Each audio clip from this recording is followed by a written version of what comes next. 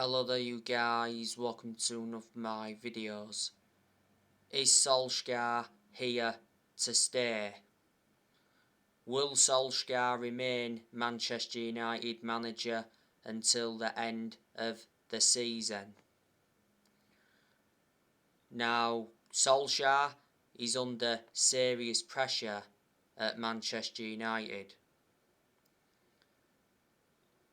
because Manchester United have had back-to-back home defeats to Manchester City and Liverpool, and Manchester United have only won one of their last 6 Premier League games, and Man United are currently sitting 6th in the Premier League at the moment.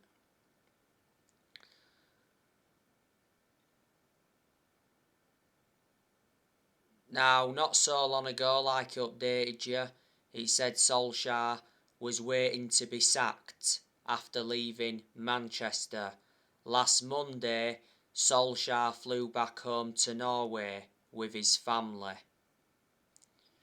and that fueled some speculation.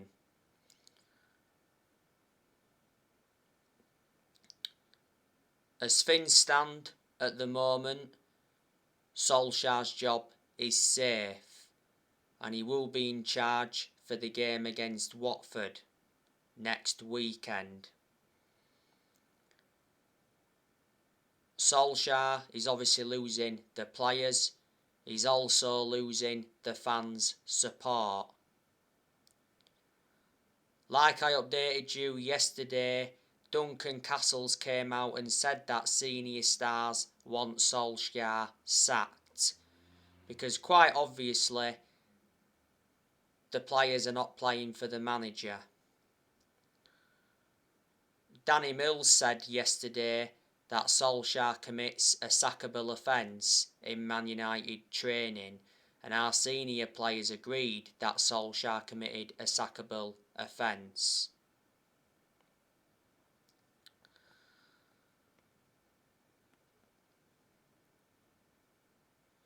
If Manchester United decide to sack Solskjaer, they'll have to pay Solskjaer £7.5 million, because in the summer Solskjaer signed a new 3-year contract with an option of a further year. We made a mistake giving him that contract, and I think a lot of United fans will agree with me on that aspect.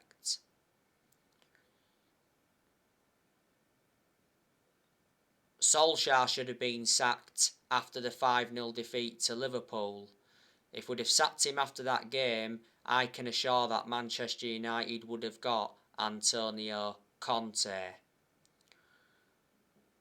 After the 5-0 defeat to Liverpool, Solskjaer refused to resign, and a lot of United fans have said that, if Solskjaer really cared about the club, he would resign.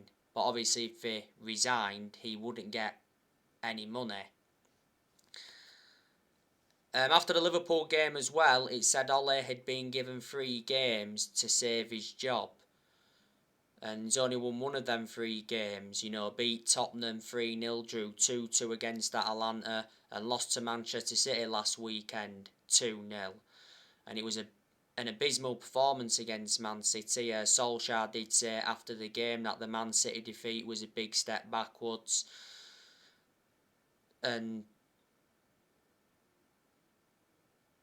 Solskjaer also said that Man United were outclassed by Man City.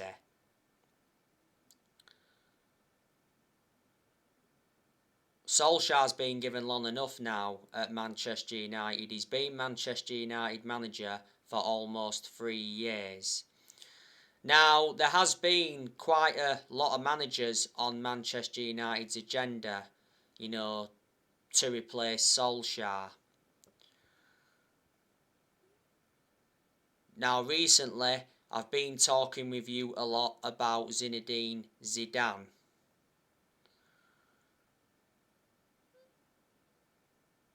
The Sunday Times said that Man United step up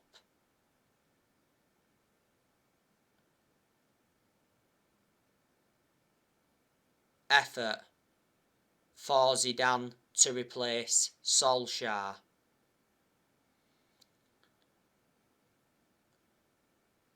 The club hopes Zinedine Zidane's close relationships with Ronaldo and Raphael Varane will help convince him to join. Man United have held talks with Zidane. Reports from Spain did say the other week that Zidane rejected the Newcastle job as he's waiting for the Man United or France job. But on the other side of things, there's been reports saying that Zidane is not interested in the Manchester United job and he's currently enjoying life away from football management. I do reckon though that Zidane would be the man for Man United. I think Zidane would get us back to that level where we should be at. He would suit the strappings of the club, and I do reckon that he would be capable of winning trophies at Manchester United. Zidane's managerless because he left Real Madrid in the summer. You've got to admire what he did at Real Madrid. He won a lot of trophies with Real Madrid, so reflecting on that, he's got a good pedigree behind him. Zidane has not yet managed in the Premier League. Revert back to what I've said before. It would be good to see Zidane come and experience the Premier League. But in the Premier League, would he replicate what he did with Real Madrid? Brendan Rodgers, as you all know, he's the favourite to replace Solskjaer at Manchester United. Brendan Rodgers has been house hunting in Cheshire.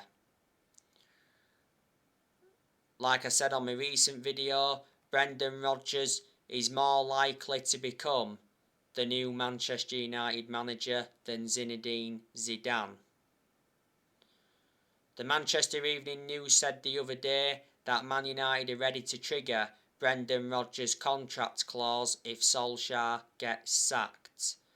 And apparently, Rodgers has already verbally agreed to become Man United's new manager, but his preference would be to wait until next season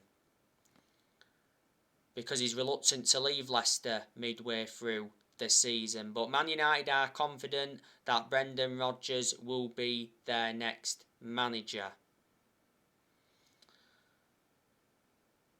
Should Brendan Rodgers replace Solskjaer? If Brendan Rodgers came in, would he get the best out of these group of players? Would he be capable of winning trophies if he came to Manchester United? I presume there's some United fans that want Rodgers in. Maybe there's some United fans that don't want him in as well. But Rodgers is a far superior manager to Solskjaer. You've got to admire what Brendan Rodgers has done at Leicester. He's won the Community Shield and the FA Cup with them so far, and he's been in charge of Leicester for almost 3 years. He's got a contract with Leicester until 2025.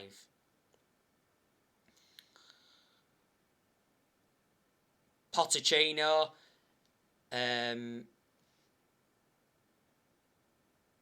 it's still possible that he could become Manchester United's next manager because reports from France recently said that Pochettino will consider a return to the Premier League on his next job.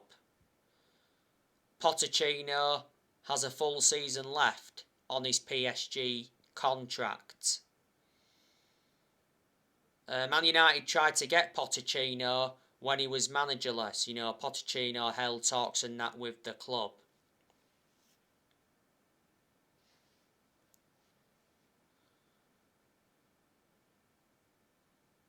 He's a good manager, Pochettino, even though he hasn't really won anything. I thought he did really, really well in his 5.5 years at Tottenham. Even though he didn't win anything at Tottenham. Analysing the vast majority of his tenure at Tottenham, Tottenham were competing in and out of the top 4, but in 2018, Pochettino guided Tottenham to their first ever Champions League final.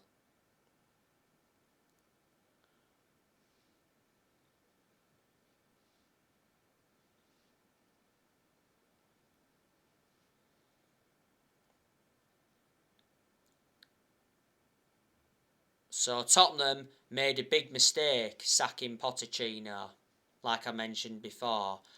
Before as well, Pochettino's managed Southampton. I think he did guide Southampton to their highest ever finish in the Premier League, and before he's managed Espanyol. Ralph Ragnick, there has been talks about him coming in.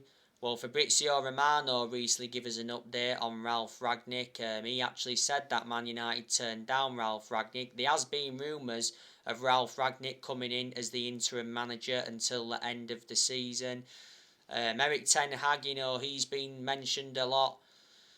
You've got to admire what Erik Ten Hag has done at Ajax. He's won a few trophies with Ajax and he's been Ajax manager for 4 years. But it said not so long ago that Erik Ten Hag is reluctant to leave Ajax.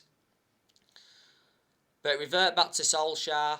If he does get sacked by Manchester United, he will be the 4th permanent manager to be sacked since Ferguson, because Man United have already sacked 3 managers since Ferguson. We sacked Moyes after 10 months. We sacked Van Gaal after like 2 years or so.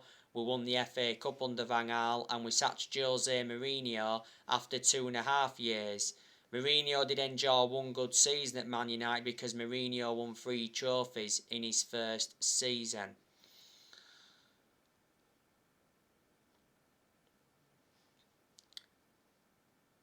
But Solskjaer,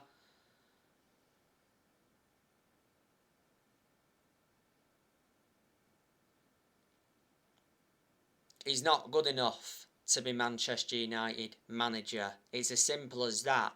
I just think that the expectations are far too high for Solskjaer to exceed as Man United manager. And certainly Solskjaer is not capable of winning trophies as Man United manager. He's not yet won a trophy as Man United manager. We haven't won a trophy since 2017. That's nowhere near good enough to our standards. And Ole is in a position that he shouldn't be in. And this season is Solskjaer's 3rd full season as Man United manager. And I did say at the start of this season that this season was going to be massive for him. But at this moment in time, the club from top to bottom is in a predicament. And the way to get out of the predicament is get a change of manager, and structural changes are also needed at the club. We all adore Solskjaer at the end of the day, reflecting on what he's done for the club. Solskjaer is a legend of the club.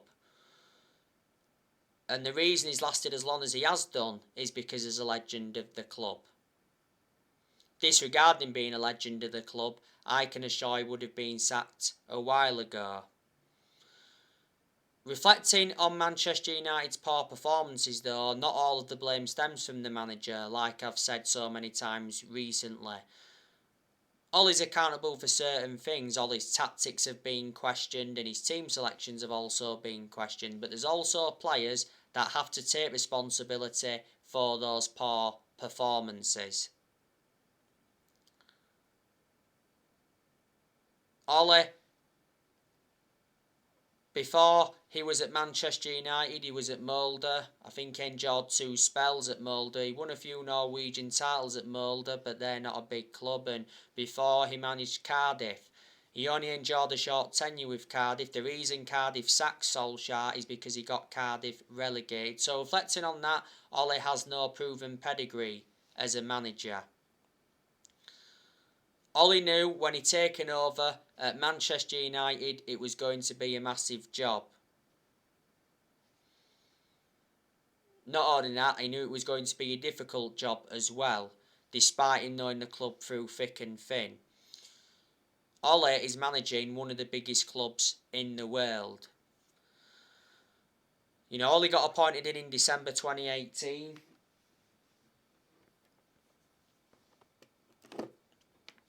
To replace Mourinho. He's been permanent Manchester United manager since March 2019. And you know what? There is positives regarding Ole. Revert back to what I've said so many times before. I think Ole has developed the youth well since he's come in.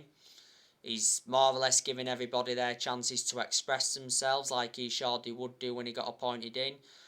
I think in certain aspects Solskjaer has brought consistency back. I think he has made good signings as Manchester United manager. So far, Solskjaer has signed 14 players. You know, in the summer of 2019, he recommended Daniel James and Wan-Bissaka and Harry Maguire in. Back in January 2020, he brought Bruno Fernandes in and Odi Nagalo in on loan. Then in the summer of 2020, he recommended Edison Cavani in, Donny van der Beek, Alex Telles, Amad Diallo and Facundo Pellistri. And in this year's summer transfer window, he brought Heaton in, Sancho, Varane and re-signed Cristiano Ronaldo after 12 years. Manchester United have spent over £400 million under the Solskjaer era, and Ollie's enjoyed like 5 transfer windows now as permanent Man United manager. Progress has been made under Solskjaer as well, because he's got us to semi-finals. He got us to the quarterfinals of the FA Cup last season, and last season he got us to the Europa League final, and that was his first major final as Man United manager, but unfortunately we didn't win it. And last season Ollie got us a second place finish, and in his first full season he got us a third place finish. We've also extended a lot of players' contracts under Ollie as well. And Ole has beaten quite a few big-name managers, surprisingly. You know, he's beaten Pep Guardiola quite a few times. I think he beat Guardiola 3 times in one season. You know, he's beaten Thomas Tuchel before. He's beaten Julian Nagelsmann. He's beaten Klopp in the FA Cup, but he's not yet beaten him in the league. He's beaten Marcelo Bielsa quite a few times. He's also beaten Ancelotti a few times.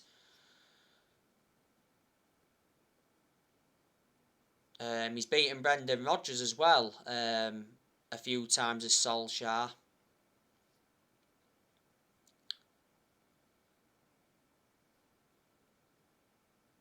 He's also beaten Jose Mourinho. So there you go.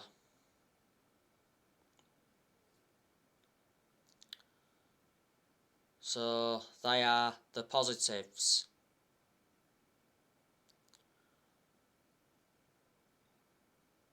But Manchester United have got very, very good players.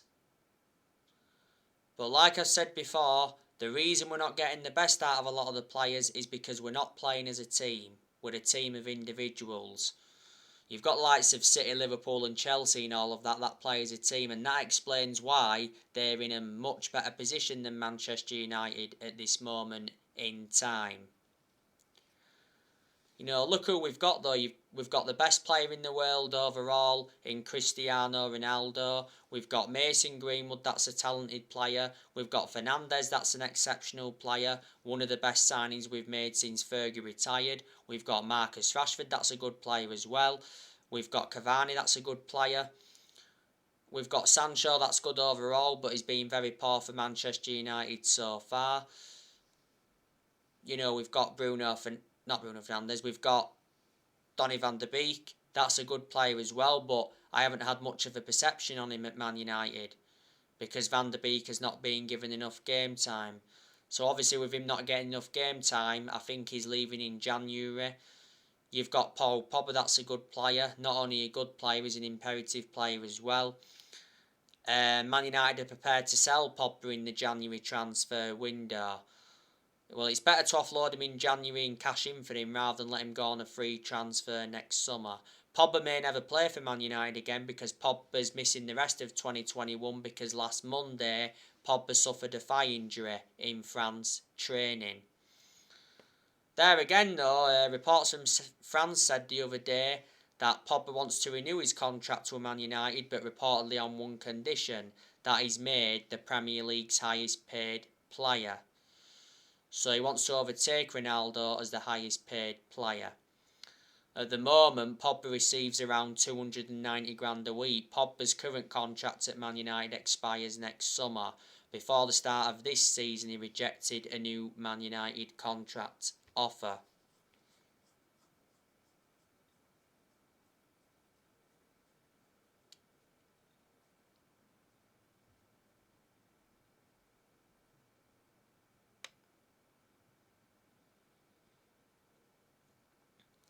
And you've got Luke Shaw, that's also a good left back, but He certainly hasn't proven how good he can be so far this season, because Luke Shaw's been very poor so far this season.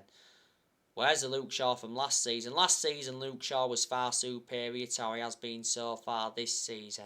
Shaw's got a concussion now anyway, came off injured against Man City last weekend. You've got Tellez, that's a decent player, but I haven't had much of a perception on him at Man United because he hasn't really played a lot. But in some of the games he has been involved in, I think he's been consistent. Tellez was out with injury earlier on this season. The reason we brought Tellez in, though, was to provide competition for Luke Shaw. And you've got Eric Bailly, that's a good centre-half as well. But I think Bailly's leaving next year because Bailly doesn't get regular game time. Bailly lost his place in the team a while ago, obviously with the signing of Varane in the summer transfer window, and Solskjaer seems to prefer Lindelof ahead of Eric Bailly for some reason. Bailly will only get his chances when we've got some centre-halves injured, or obviously when Solskjaer goes with 5 at the back. Bailly's only made 3 appearances so far this season. My concern about Bailly, though, is injury prone. Bailly had an horrendous game against Man City last weekend. City's first goal came from an own goal by him.